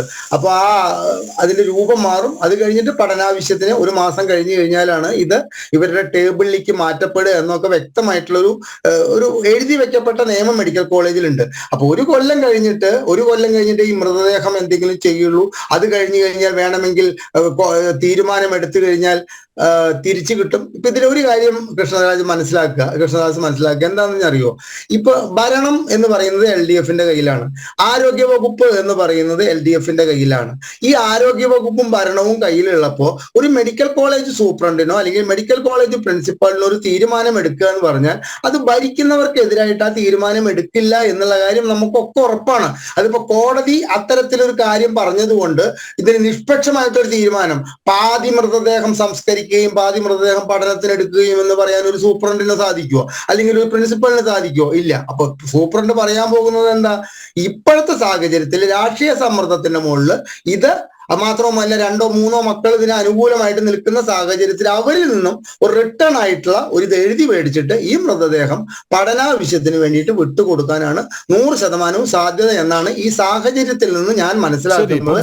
അതിനപ്പുറം അതായത് മക്കൾ 2 വിഭാഗങ്ങളായി നിന്നുകൊണ്ട് പഠിക്കാൻ കൊടുക്കണമെന്നും അടക്കണമെന്നും ഒക്കെ പറയുന്നത് നമുക്ക് മനസ്സിലാക്കാം. പക്ഷേ ഈ എന്ത് ചെയ്യണമെന്ന് തീരുമാനിക്കുന്നതും അച്ഛനെ ചേർത്ത് പിടിച്ച് നിലവിളിക്കുന്ന മകളെയും മകളുടെ മകനെയും ഒക്കെ തള്ളി മാറ്റുന്നതും ആ ചെറുമകൻ ഉറക്കെ പറയുന്നത് നമ്മൾ കേട്ടതാണ്. നിങ്ങൾക്കൊക്കെ ഇങ്ങനെ ഒരു കാലം വരുമ്പോൾ പഠിക്കാൻ കൊടുക്കുമോ എന്നൊരു ചോദ്യം പോലും ചോദിക്കുന്നത് നമ്മൾ കേട്ടതാണ്. അപ്പോൾ അതൊക്കെ ചെയ്യുന്നത് അത് എന്ത് തരം രാഷ്ട്രീയ കളിയാണ്? അതാണ് മനസ്സിലാകാത്തത്. ഇതില് ഈ കഴുകന്റെ രാഷ്ട്രീയമാണ് കമ്മ്യൂണിസ്റ്റ് പാർട്ടി ലോകത്ത് എവിടെയാണെങ്കിലും ചെയ്യുന്നത്. ചവന്തീനി രാഷ്ട്രീയമാണ് കമ്മ്യൂണിസ്റ്റ് പാർട്ടിയുടെ കയ്യിലുള്ളത്. അപ്പൊ അതുകൊണ്ട് അവര് ആ പരിപാടി ചെയ്യുന്നതിന്റെ അകത്ത് പ്രത്യേകിച്ച് അത്ഭുതമൊന്നുമില്ല. അത് അവരുടെ വർഗ സ്വഭാവമാണ്. കമ്മ്യൂണിസ്റ്റ് പാർട്ടി അതുപോലത്തെ തരവഴിത്തരങ്ങളൊക്കെ എല്ലായിടത്തും കാണിക്കാറുണ്ട്. ഇവിടെ മനസ്സിലാക്കേണ്ട ഒരു കാര്യം, ഇന്ന് ഇപ്പം മരിച്ചുപോയ ഈ MM ലോറൻസ് ഒരു 30 വർഷം മുമ്പാണ് ഈ കഥ നടക്കുന്നത്. MM ലോറൻസ് ഉണ്ട്, വേറൊരു കമ്മ്യൂണിസ്റ്റ് നേതാവാണ് മരിച്ചതെങ്കിൽ ഇന്ന് ഈ കേരള മുഖ്യമന്ത്രിയും കേരള ഗവൺമെന്റും നടത്തുന്ന തീരുമാനമേ അദ്ദേഹവും അന്നേരം ചെയ്യത്തുള്ളൂ. അതായത് ഈ മരണം ആരെയും വിശുദ്ധരാക്കുന്നില്ല എന്നാണ് ഈയിടെ നമ്മുടെ ഒരു കമ്മ്യൂണിസ്റ്റ് നേതാവ് പോസ്റ്റ് ഇട്ടത്. ഇതിന്റെ അകത്ത് ഈ കമ്മ്യൂണിസ്റ്റ് പാർട്ടിക്കകത്ത് നല്ലവരും ചീത്തവരും എന്നുള്ള ഒരു വ്യത്യാസമില്ല. Communism devil. അപ്പൊ അതിന്റെ അകത്ത് നല്ലവരും ചീത്തവരും ഇല്ല, ഓൺലി ഡെവിൾ. അപ്പൊ അതുകൊണ്ട് ഇവരെല്ലാം ഈ മരിച്ചു പോകുന്ന കമ്മ്യൂണിസ്റ്റ് പാർട്ടിക്കാരും അവരുടെ നല്ല പ്രായത്തിൽ ഇമാതിരിയുള്ള അഭ്യാസങ്ങൾക്കെല്ലാം കൂട്ടുനിന്നവരും സപ്പോർട്ട് ചെയ്തവരുമാണ്. അതുകൊണ്ട് അവരോ അവരുടെ കുടുംബാംഗങ്ങളോ ഒരു സഹതാപവും അർഹിക്കുന്നില്ല. പിന്നെ ഒരു സോഷ്യൽ സ്റ്റാറ്റസിന് വേണ്ടി ഇവര് കമ്മ്യൂണിസത്തിൽ നിന്നുകൊണ്ട്, അതായത് ഒരേ സമയത്ത് 2 വള്ളത്തിൽ കാലി ചവിട്ടി, ഒരേ സമയത്ത് കമ്മ്യൂണിസ്റ്റ് പാർട്ടിയിലും ഒരേ സമയത്ത് കത്തോലിക്ക സഭയിലും നിന്നുകൊണ്ട് ഒരു ബാലൻസിങ് നടത്തിയവരാണ് ഇവരിൽ ചില ആൾക്കാർ. അതുപോലെ തന്നെയാണ് ഈ നേരത്തെ പറഞ്ഞ കൊടിയേരി ടീമുകളൊക്കെ ഒരേ സമയത്ത് കമ്മ്യൂണിസ്റ്റ് പാർട്ടിയിലും ഒരേ സമയത്ത് ഹിന്ദുവുമായിട്ട് അഭിനയിച്ചു. അല്ലാണ്ട് ഇവരുടെ എല്ലാം അൾട്ടിമേറ്റ് ലോയൽറ്റി ഒരു കാലത്ത് കമ്മ്യൂണിസ്റ്റ് പാർട്ടിയോടായിരുന്നു. പക്ഷേ ഇദ്ദേഹത്തിന് സംഭവിച്ചത് കുറച്ച് കഴിഞ്ഞപ്പോൾ ഇദ്ദേഹത്തിന് കമ്മ്യൂണിസം തെറ്റാണെന്ന് തോന്നി. പക്ഷെ അത് പുറത്തു പറഞ്ഞു കഴിഞ്ഞാൽ ഇന്നോവ വരും. അതുകൊണ്ട് രഹസ്യമായിട്ട് അവിടെ എവിടെയൊക്കെ ഇരുന്ന് പറഞ്ഞു. അത് മനസ്സിലാക്കിയ പാർട്ടി പുള്ളിയെ പൂട്ടി. ഇപ്പം ശവം പോലും വിട്ടുകൊടുക്കുന്നില്ല. അപ്പൊ അതുകൊണ്ട് ഇതിനകത്ത് ഒരു നീതി നിഷേധം എന്നൊരു കാര്യമില്ല. കാരണം അനേകം പേർക്ക് നീതി നിഷേധിച്ച കമ്മ്യൂണിസ്റ്റ് പാർട്ടിയുടെ ഭാഗമായിരുന്നു ഒരു കാലത്ത് ലോറൻസും. അത് കർമ്മ ഈസ ബൂമറായി. അതിപ്പോ പുള്ളിക്ക് തിരിച്ചു കിട്ടുന്നു എന്നുള്ളതേ ഉള്ളൂ. ഇത് കണ്ണു തുറപ്പിക്കേണ്ടത് ഇപ്പോഴും കമ്മ്യൂണിസ്റ്റ് പാർട്ടി ചക്കരയാണ് എന്ന് വിചാരിച്ച് ഇടതുമുന്നണിയിലും കമ്മ്യൂണിസ്റ്റ് പാർട്ടിയിലും ഒക്കെ ഒട്ടിപ്പിടിച്ച് നിൽക്കുന്ന ഹിന്ദുക്കളും ക്രിസ്ത്യാനികളുമാണ് മനസ്സിലാക്കേണ്ടത് കമ്മ്യൂണിസം ഡെവിൾ. അവിടെ നിന്നാൽ അവസാനം സംഭവിക്കുന്ന ഇതൊക്കെ ആയിരിക്കും എന്ന കാര്യം അവരാണ് മനസ്സിലാക്കേണ്ടത്. അതുകൊണ്ടാണ് ഞാനിത് തുടങ്ങിയപ്പോഴേ പറഞ്ഞത്, ഇടതുമുന്നണിയിലും കമ്മ്യൂണിസ്റ്റ് പാർട്ടിയിലും ഉള്ള ക്രിസ്ത്യാനികൾ എന്തെങ്കിലും പെട്ടെന്ന് എഴുതി വെച്ചോളുക, അല്ലെങ്കിൽ നിങ്ങൾക്ക് പള്ളിയിലടക്ക് കിട്ടത്തില്ല.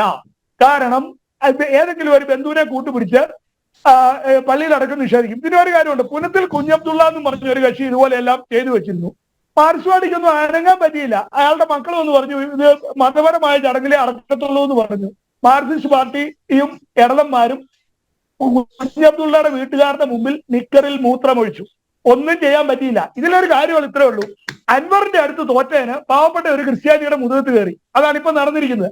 അൻവറിന്റെ മുമ്പിൽ തോറ്റേന്റെ ക്ഷീണം മാറ്റാൻ വേണ്ടി പാവപ്പെട്ട ഒരു ക്രിസ്ത്യാനിയുടെ മുതുകത്ത് കയറി എന്നുള്ളതാണ്. ഒരു ക്രിസ്ത്യാനി സിറ്റിംഗ് ഡെക്കാണ്. ക്രിസ്ത്യാനിയെ ഈസി ആയിട്ട് വളയ്ക്കാം, ഭീഷണിപ്പെടുത്താം.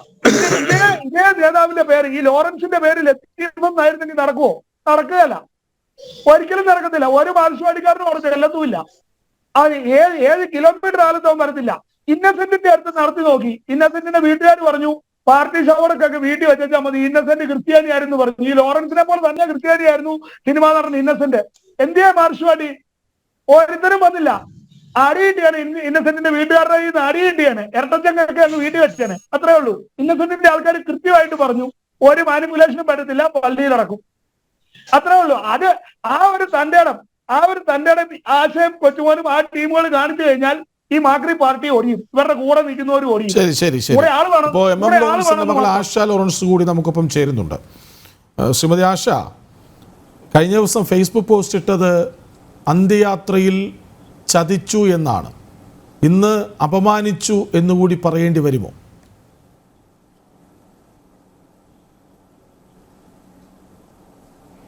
അപമാനിക്കുക മാത്രമല്ല, ഉപദ്രവിക്കുകയും ചെയ്തു. നിങ്ങൾ എല്ലാവരും കണ്ടോണ്ട് നിൽക്കുമായിരുന്നില്ലേ? എന്നെ മകനെ കൊല്ലാനായിട്ടാണോ ഈ കുറെ സഖാത്തികൾ അവിടെ വലിച്ചു നിർത്തിയിരുന്നത്? ഏത് സഖാവ് മരിക്കുമ്പോഴും റെഡ് വളണ്ടിയേഴ്സ് അവിടെ കൺട്രോളിങ്ങിന് ഉണ്ടാവുന്നത് ഞാൻ കണ്ടിട്ടുണ്ട്. മുതിർന്ന സഖാക്കള് വന്നിട്ട് മുഷ്ടി ചുരുട്ടി ലാൽസലാം പറയും. ഇങ്ങനെ സഖാത്തികൾ തിരുവാതിര നർത്തകികളെ നിർത്തിക്കൊണ്ട് ലാൽസലാം പാടിപ്പിച്ചത് എവിടെയാണ് കണ്ടിരിക്കുന്നത്?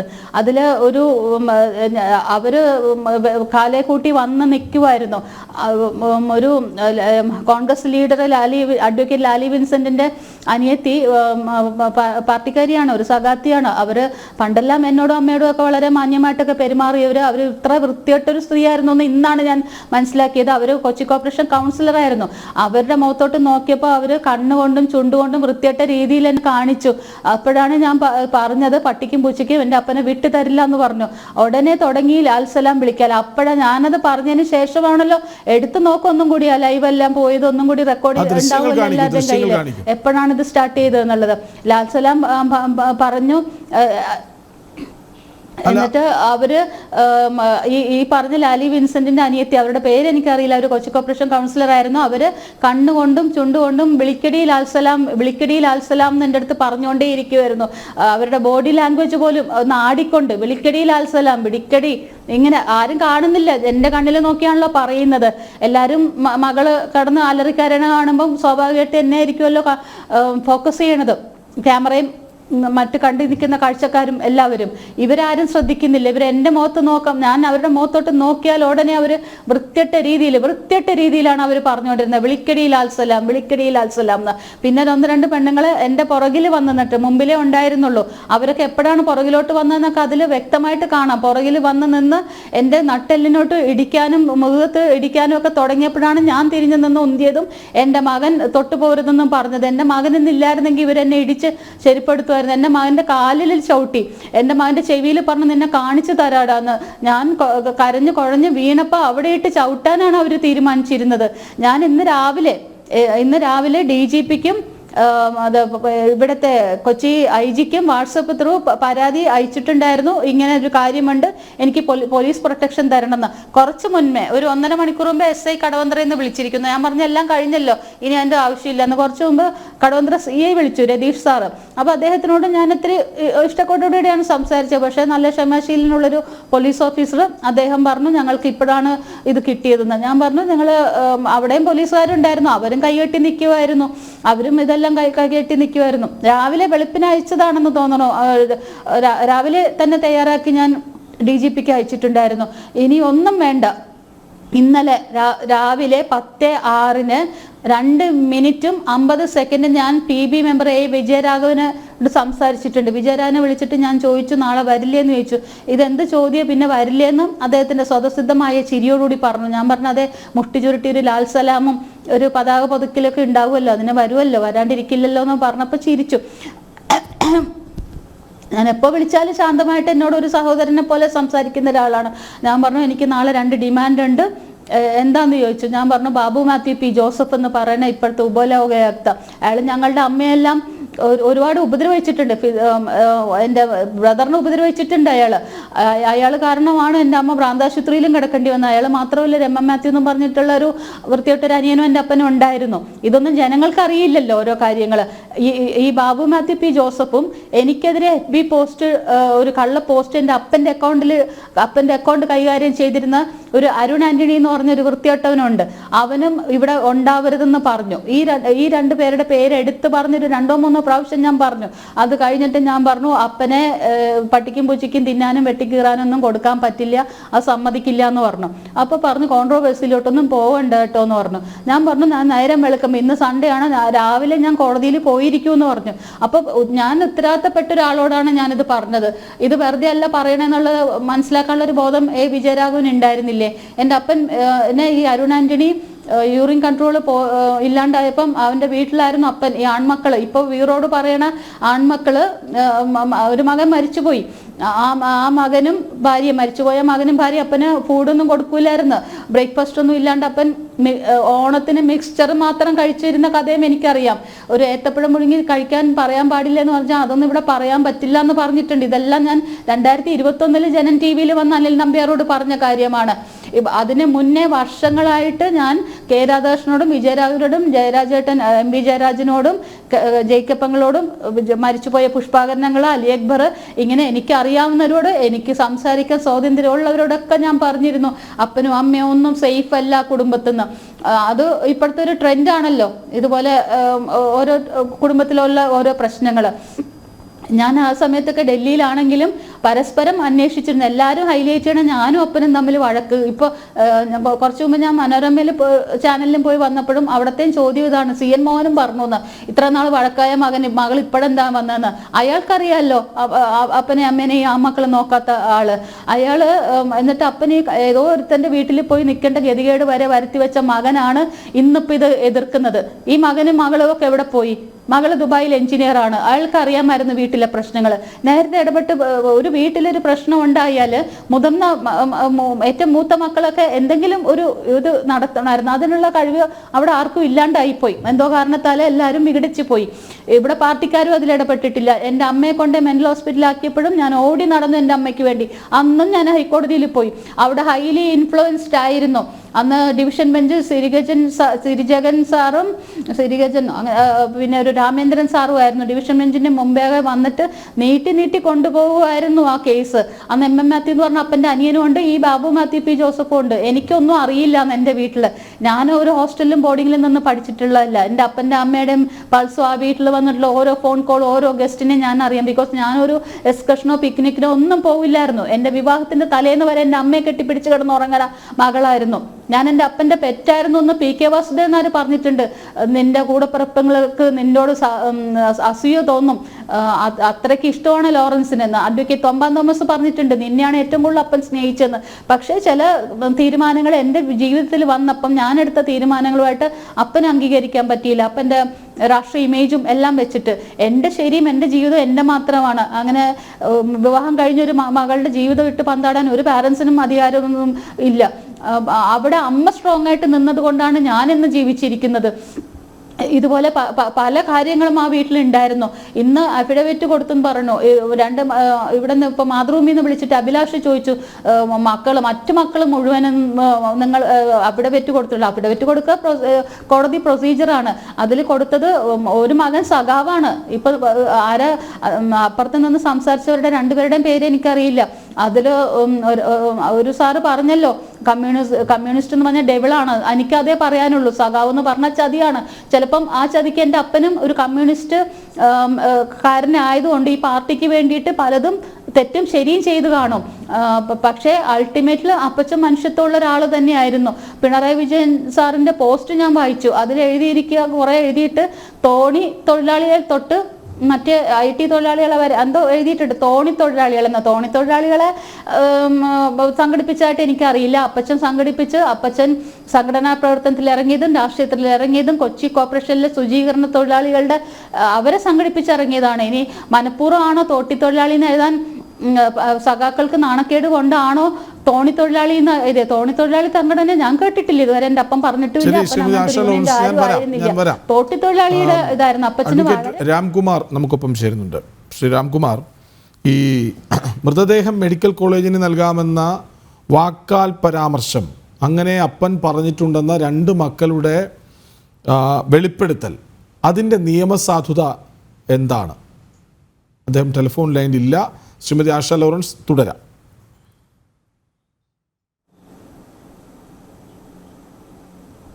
ഈ 2 മക്കൾ വാക്കാല് പറഞ്ഞു എന്ന് പറയണതിന്റെ എന്താണ് അവർ റെക്കോർഡ് ചെയ്ത് വെക്കാൻ? ഇത്ര ഡിജിറ്റലൈസ് ആയിട്ടുള്ളൊരു ഇതിൽ അവർക്ക് ഐഫോണും അതും ഇതൊക്കെ ഉള്ള കാലത്ത് അപ്പൻ അതങ്ങനെ പറഞ്ഞിരുന്നെങ്കിൽ നാളെ ഒരു ഡിസ്പ്യൂട്ട് ഉണ്ടാകാൻ ചാൻസ് ഉണ്ടെങ്കിൽ എന്തുകൊണ്ടത് റെക്കോർഡിക്കലി ആക്കി വെച്ചില്ല അവര്? പിന്നെ ഈ മകള് എപ്പോഴും ബയസ്ഡ് ആയിരുന്നു. സുജ എന്ന് പറയുന്ന മകള് ബയസ്ഡ് ആണ്. അവരെങ്ങനെ ഇങ്ങനെ കള്ളം പറയണമെന്ന് എനിക്ക് അവരെ മനസ്സിലാക്കാൻ പറ്റുന്നില്ല. അവര് വാഷ്റൂമിൽ പോകുമ്പോൾ ഒഴിച്ച് ബാക്കി എപ്പോഴും 24 hours വാഷ്റൂമിൽ പോകുമ്പോൾ ഒഴിച്ച് ബാക്കി ബൈബിളും കൊണ്ട് ബൈബിൾ വചനവും നടത്തി അതിന് കാശും ചെലവാക്കി ലോകരാജ്യങ്ങളൊക്കെ സന്ദർശിച്ച് സുവിശേഷ പ്രസംഗികയായിട്ട് നടക്കുന്ന ഒരു വ്യക്തിയാണ് ഈ സുജാത. സിവിൽ എഞ്ചിനീയർ ആണ്. അവർക്ക് വിദ്യാഭ്യാസ കുറവൊന്നുമില്ല. She's BTech holder. അവരെങ്ങനെ ഇങ്ങനെ കള്ളം പറയണമെന്ന് എനിക്ക് മനസ്സിലാവില്ല. അവര് മൂത്ത ബ്രദറുമായിട്ട് അവർ വലിയ ചങ്ക് ഫ്രണ്ട്സ് ആണ്. ഇരട്ട ചങ്ക് പോലെ ഒരുമിച്ച് 1.5 വയസ്സിന്റെ ഗ്യാപ്പേ ഉള്ളൂ. അവര് ഇപ്പോൾ കുട്ടിക്കാലങ്ങൾ തൊട്ട് അങ്ങനെ വളർന്നതിൻ്റെ ആയിരിക്കാം. ഞാൻ ഏറ്റവും ഇളയതായതിൻ്റെ അവർക്ക് ഇപ്പോഴും കുറച്ച് നാൾ മുമ്പ് എൻ്റെ മോനോട് പറയണ്ടായിരുന്നു, ഞാൻ ജനിച്ചതിന് ശേഷം അമ്മയ്ക്കും അപ്പനും എന്നെ മതിയായിരുന്നു, അവരെ ഒന്നും ശ്രദ്ധിച്ചിട്ടില്ല എന്ന്. എനിക്ക് തോന്നുന്നു അവരുടെ കുട്ടിക്കാലം തൊട്ടേ അവർക്ക് എൻ്റെ അടുത്തൊരു ഇഷ്ടക്കേട് ഉണ്ടായിരുന്നെന്ന് തോന്നുന്നു. ഇപ്പോഴാണ് അത് ഞാൻ മനസ്സിലാക്കുന്നത് വൈകി. ഞാൻ ഇവരെയൊക്കെ ബ്ലൈൻഡായിട്ട് വിശ്വസിച്ചിരുന്നവരാണ്. എൻ്റെ കൂടപ്പിറപ്പങ്ങളെയും എൻ്റെ പാരൻസിനെയും എൻ്റെ ഫ്രണ്ട്സിനെയും റിലേറ്റീവ്സിനെയും എല്ലാവരെയും ഞാൻ വിശ്വസിച്ചിരുന്ന ഒരാളാണ്. ഇപ്പോഴാണ് മനുഷ്യരെന്താണെന്നുള്ളത് ഞാൻ മനസ്സിലാക്കി വരുന്നത്. ഞാൻ എൻ്റെ അപ്പം പറയും, ആര് ചിരിച്ചു കാണിച്ചാലും ഞാൻ എല്ലാവരും വിശ്വസിക്കും, അത് നിന്റെ ജീവിതത്തിൽ വലിയ പ്രശ്നം ഉണ്ടാക്കുമെന്ന്. ശരിയാണ്. എനിക്കിപ്പോഴും അത് മാറാൻ പറ്റില്ല. എൻ്റെ മകന്റെ ബുദ്ധി ഈ മൃതദേഹം മെഡിക്കൽ കോളേജിന് നൽകാമെന്ന് വാക്കാൽ അപ്പൻ പറഞ്ഞിട്ടുണ്ടെന്ന് 2 മക്കൾ പറയുന്നു. അപ്പനെ അങ്ങനെ പഠിക്കാൻ വിട്ടുകൊടുക്കാൻ പറ്റില്ലെന്നും പള്ളിയിൽ അടക്കണമെന്നും ഒരു മകൾ പറയുന്നു. ഇതിൻ്റെ നിയമസാധുത എന്താണ്? കോടതി ഇന്ന് പറഞ്ഞത് പ്രിൻസിപ്പൽ തീരുമാനിക്കട്ടെ എന്നാണ്. അനോട്ടമി ആക്ട് അനുസരിച്ച് മെഡിക്കൽ കോളേജ് അധികൃതർക്ക് അതിൽ യുക്തമായ തീരുമാനമെടുക്കാനുള്ള നിയമ സംവിധാനമുണ്ട്. അവരെന്ത് തീരുമാനം എടുക്കാമോ എന്ന് നമുക്കറിയില്ല. ഇത് ശരിക്ക് പറയുകയാണെങ്കിൽ ഒരു വിഷയമല്ല, ഇതൊരു വൈകാരിക വിഷയമാണ്. നമ്മുടെ രാജ്യത്ത് മൃതദേഹങ്ങളെ ആദരിക്കുന്ന ഒരു സംസ്കാരമുണ്ട്. ആ സംസ്കാരം ജാതി മതഭേദമന്യേ എല്ലാവരും പിന്തുടരുന്നുണ്ട്. അതിൽ രാഷ്ട്രീയം കലർത്തുകയും രാഷ്ട്രീയ പകപോക്കലിന് ഒരു പ്രമുഖന്റെ പാവപ്പെട്ടവർക്ക് വേണ്ടി ജീവിതം മുഴുവൻ ഒഴിഞ്ഞു വെച്ചൊരു വ്യക്തിയുടെ മൃതദേഹം വെച്ച് കൊലയ്ക്കുകൊണ്ട് വളരെ താണതരം രാഷ്ട്രീയ കളിയാണ്. അത് കേരളത്തിലെ ജനങ്ങൾ കണ്ടുകൊണ്ടിരിക്കുകയാണ്, മനസ്സിലാക്കിക്കൊണ്ടിരിക്കുകയാണ്. ഇവിടെ മകളുടെ മോഹം വെറുതെ തട്ടിക്കളയാൻ പറ്റുന്നതല്ല. കാരണം അവർക്ക് അവരുടെ മതത്തിൽ വിശ്വസിക്കാനും ആ മതാചാരപ്രകാരം സ്വന്തം അപ്പന്റെ മൃതദേഹം മറ ചെയ്യണമെന്ന് ആഗ്രഹിക്കാനും അവകാശമുണ്ട്. ആ അവകാശം ഭരണഘടന സംരക്ഷിക്കുന്നുണ്ട്. അതെങ്ങനെ ലംഘിക്കുക? ഏത് നിലയ്ക്കാണ് ലംഘിക്കുക? രാഷ്ട്രീയ വിശ്വാസം പോലെ തന്നെ മതവിശ്വാസത്തിനും പ്രാധാന്യമുണ്ട് ഈ രാജ്യത്ത്. രാഷ്ട്രീയ വിശ്വാസം കൊണ്ടാണ് ചിലർ പറയണത് മെഡിക്കൽ കോളേജിലേക്ക് കൊടുക്കണം. അതേപോലെ തന്നെ മതവിശ്വാസപ്രകാരം എൻ്റെ മതവിശ്വാസപ്രകാരം എൻ്റെ അപ്പൻ്റെ ശരീരം ഞാൻ നിർദ്ദേശിക്കുന്ന രീതിയിൽ സംസ്കരിക്കണമെന്ന് പറയാൻ ഒരു മകൾക്ക് അവകാശമില്ലേ? ഈ അവകാശവും വികാരവും ബന്ധങ്ങളും കണക്കിലെടുക്കേണ്ട ചുമതല ഒരു രാഷ്ട്രീയ പ്രസ്ഥാനത്തിനില്ലേ? അതിന് പകരം ഒരു ശവശരീരത്തിന്റെ മുമ്പിൽ വെച്ച് ബഹളമുണ്ടാക്കുകയും അടികലശലും ഉണ്ടാക്കുകയൊക്കെ എന്ത് രാഷ്ട്രീയ പാരമ്പര്യമാണ്, എന്ത് രാഷ്ട്രീയ സദാചാരമാണ്? വാസ്തവത്തിൽ കേരളം ലജ്ജിച്ചു പോയി ഈ കളി കണ്ടിട്ട്. കാരണം കേരളത്തിലെ ഏറ്റവും വലിയ പ്രമുഖ രാഷ്ട്രീയ പാർട്ടി ഇത്ര തരം താഴ്ന്ന് കാണുന്നത് ആദ്യമാണ്. അവരവരുടെ വിശ്വാസ പ്രമാണങ്ങളിൽ ഉറച്ചു നിന്നോട്ടെ, മതമില്ല എന്ന് പറഞ്ഞോട്ടെ, ദൈവമില്ല എന്ന് പറഞ്ഞോട്ടെ, പക്ഷെ ഉണ്ട് എന്ന് പറയാൻ മറ്റുള്ളവർക്ക്, പ്രത്യേകിച്ചും അടുത്ത ബന്ധുക്കൾക്കുള്ള അവകാശം നിഷേധിക്കുന്നത് ശരിയാണോ? ഇതൊരു വിവാദമാക്കേണ്ടതാണോ? ഒരു ശവശരീരം വെച്ചുകൊണ്ട് രാഷ്ട്രീയ നേട്ടമുണ്ടാക്കുന്നത് ശരിയായ രാഷ്ട്രീയ പ്രവർത്തനത്തിന്റെ ശൈലിയാണോ? കേരളത്തിലെ ജനങ്ങള് ഇത് യുക്തമായി ചിന്തിച്ച് തക്കതായ മറുപടി കൊടുക്കും. നന്ദി അഡ്വക്കേറ്റ് രാംകുമാർ പ്രതികരിച്ചതിന്. ശ്രീമതി ആശ ലോറൻസ്, അതായത് ഈ മതാചാരപ്രകാരം യാത്രയയപ്പ് നൽകുന്നത് CPM-നെ സഹിക്കാത്തത് എന്തുകൊണ്ടായിരിക്കും?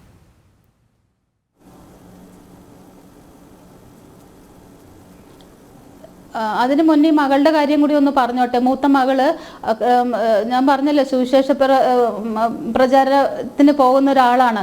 അവര് ബൈബിൾ തൊട്ട് കള്ളം പറയുമോ എന്ന് എനിക്കറിയില്ല. എൻ്റെ കയ്യിൽ തെളിവുണ്ട്. എൻ്റെ മകന് അയച്ച ചാറ്റ് മെനിയാന്ന് വൈകിട്ട് 21-ാം തീയതി വൈകിട്ട് അപ്പൻ്റെ ഹാർട്ട് ബീറ്റ് പെട്ടെന്ന് കുറഞ്ഞപ്പോൾ ഇവർ ICUയിൽ കയറി കണ്ടെന്നും അപ്പന് ഒരു ഡ്രോപ്പ് ഓഫ് വാട്ടർ കൊടുത്തെന്നും പ്രാർത്ഥിച്ചു കൊടുത്തെന്നും അതിന് ശേഷം അപ്പൻ്റെ ഹാർട്ട് ബീറ്റ് കൂടിയെന്നും എൻ്റെ മകൻ അയച്ച ചാറ്റ് എൻ്റെ കയ്യിലുണ്ട്. ഞാൻ ഇന്നലെ അനിൽ നമ്പ്യാർക്കൊക്കെ അത് അയച്ചു കൊടുത്തിരുന്നല്ലോ, ഷാജൻ സക്കറിക്കും അയച്ചു കൊടുത്തിരുന്നല്ലോ.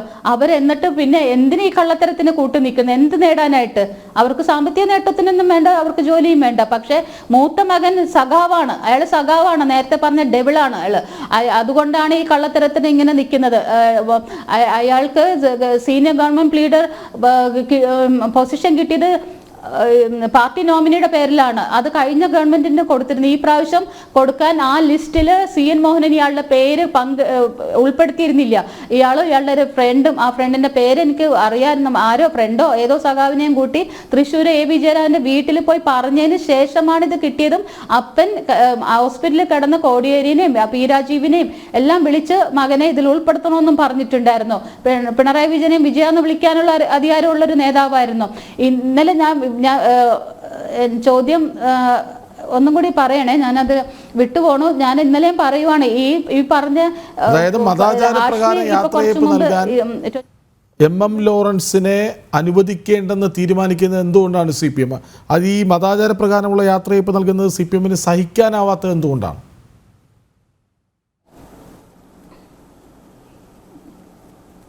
അപ്പം ക്രിസ്ത്യാനായതുകൊണ്ട്. പണ്ട് അതൊരു ഹിന്ദു പാർട്ടി ആയിരുന്നില്ലേ, ഈഴവരായിരുന്നില്ലേ ഈ കമ്മ്യൂണിസ്റ്റ് പാർട്ടിയിൽ മുഴുവൻ ഉണ്ടായിരുന്നത്, പിന്നെ അടിയാളന്മാരും. അത് കഴിഞ്ഞിട്ട് പിന്നെ 1-2 ബ്രാഹ്മണൻസും അവരെ വന്ന് അവരെ മുന്നിൽ നിർത്തിക്കൊണ്ടാണല്ലോ അടിയാളന്മാരെ ഇവര് പറ്റിച്ചോണ്ടിരുന്നത്. എവിടെ കിട്ടി ഇവർക്ക് തുല്യത?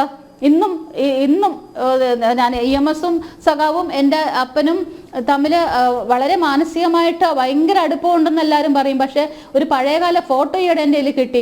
EMS സഖാവും അപ്പനും തൊട്ടപ്പുറത്ത് അപ്പൻ്റെ അപ്പുറത്ത് ഇരിക്കുന്നത് EK നാരായണൻ സഖാവാണെന്ന് എനിക്ക് തോന്നുന്നു. പള്ളിരുത്തിയിൽ ഉണ്ടായിരുന്ന കൊച്ചി മേയറായിരുന്ന EK നാരായണൻ സഖാവാണോ എന്നറിയില്ല, മുഖം തിരിഞ്ഞായിരിക്കുന്നത്. പക്ഷേ EMS സഖാവിന് ഇലയിട്ട് ഇത്രയും ഭക്ഷണം കൊടുത്തിട്ട് ഇത്രയും ഗ്യാപ്പ് ഇട്ടിട്ടാണ് ക്രിസ്ത്യാനിയായി അപ്പനെ ഇരുത്തിയിരിക്കണം. ആ ഫോട്ടോ ഞാൻ കാണിച്ചു തരാം. എന്താണ് തൊട്ടുകൂടായി അവിടെ ഉണ്ടായിരുന്നോ?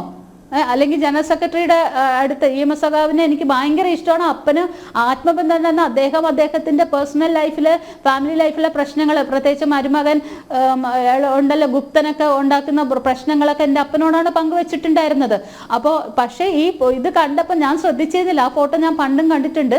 ഞാൻ ഒന്നും കൂടി നോക്കിയപ്പോഴാണ് എല്ലാവരും ഊണ് കഴിക്കണം EMS സഖാവ് തൊട്ടടുത്ത് ഇത്രയും ഗ്യാപ്പ് കഴിഞ്ഞിട്ട് അപ്പന്റെ ചിലയോട് ചേർത്തിട്ടാണ് അടുത്ത സഖാവ് ഇരിക്കുന്നത്. അവരുടെ ഇലയ്ക്ക് ടച്ച് ചെയ്തിട്ട് ഈ EMS സഖാവും എൻ്റെ അപ്പനും തമ്മിലുള്ള ഗ്യാപ്പ് ഇത്രയുണ്ട് ഇലയ്ക്ക്. അപ്പൊ ഏത് സഖാവിന്റെ മുമ്പിൽ ഇരുന്ന ഒരു റെഡ് വളണ്ടിയർക്ക് ചർച്ച അപൂർണമാണ് എന്ന് പറയേണ്ടി വരുന്നു. കാരണം വൈകി എത്തി ആശ ലോറൻസ്, അതുകൊണ്ട് തന്നെ കൂടുതൽ കാര്യങ്ങൾ അറിയാനുമായില്ല. മാത്രമല്ല നമ്മുടെ മുഖ്യ അതിഥികൾക്ക് കൂടുതൽ ചോദ്യങ്ങൾക്ക് ഉത്തരം പറയാൻ അവസരം കിട്ടിയതുമല്ല. ഇരുവരോടും ക്ഷമ ചോദിക്കുന്നു. Professor Stanley Sebastian, MK Haridas. ഏതായാലും സഹോദരൻ സജീവൻ പറയുന്നത് ആശ പാർട്ടിയെയും പാർട്ടി നേതാക്കളെയും ബഹുജന മധ്യത്തിൽ അവഹേളിക്കുന്നു എന്നാണ്. തിരിച്ചൊന്ന് ചോദിച്ചോട്ടെ, എന്തിനാണ് ജീവൻ നിലച്ചുപോയ MM ലോറൻസിനെ നിങ്ങൾ പൊതുജന മധ്യത്തിൽ അവഹേളിക്കുന്നത്? ഇതിന്റെ ഡിബേറ്റ് പൂർണ്ണമാകുന്നു. നമസ്തേ.